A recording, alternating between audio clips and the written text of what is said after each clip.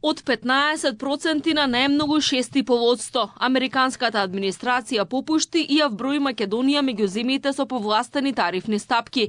Тоа значи дека долгите преговори вродија со плод. Намалување на царините од САД кон Македонија најави премиерот Мицкоски.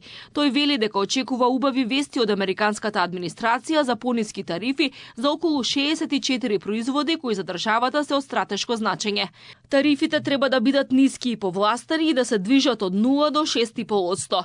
Ова доаѓа по речиси целогодишни преговори и напори од страна на премиерот и повеќе министри во владата, кои се трудеа најавените 33% минатиот април, кои подосна станаа 15%, да ги сведат на минимум оптоварување за македонското стопанство. Изминатите месеци жестоко преговаравме. Се сеќавате тогаш кога излегува голем дел од опозицијските, условно кажано, медиуми кои што критикуваа како Македонија дојела 34% тарифи, не знам што и не знам како.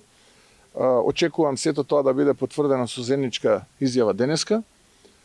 Очекувам поволни вести од таму и очекувам негде околу 63-64 производи кои што се за нас стратешки да бидат со повластена тарифа, која што ќе биде едноцифрена и ќе се движи меѓу 0 и 6,5%.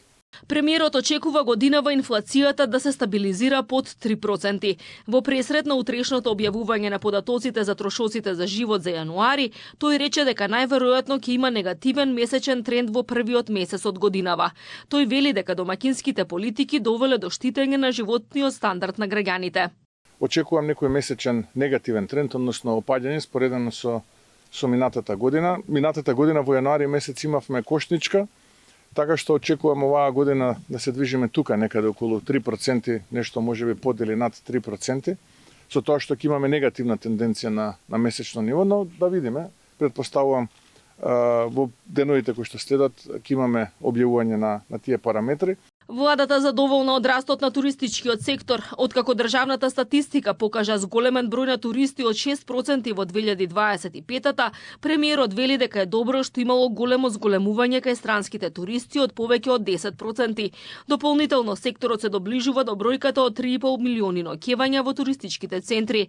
Токму затоа вели масовно се инвестира во зголемување на бројот на сместувачки капацитети и угостителски објекти за да се зголеми атрактивноста на Македонија како туристичка дестинација.